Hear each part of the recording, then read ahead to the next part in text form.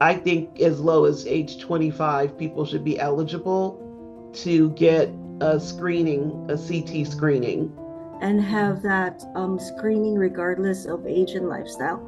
I think that's what we need to push. There's so much loss when people don't get this early detection. I think that message needs to get out there. Like we're losing wide swaths of people.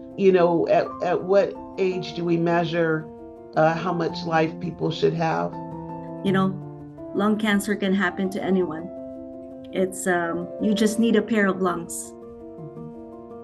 It's important to find that support, whether it's a husband, a child, a dear friend, or whoever that you can talk to about what's going on.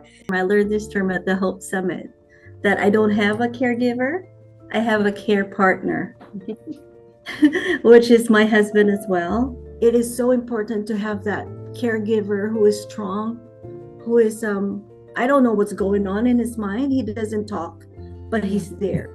We have a wonderful community, and that I think that helps decrease the stigma when we're with each other and we can talk about our experiences and be accepted. It's like nobody's blaming each other. We're just like, okay, we're in this boat. Which direction are we going to row to try to save and pick up more people?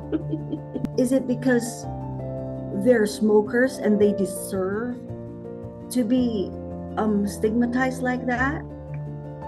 It's not right. That's I'm advocating right now. You just need a set of lungs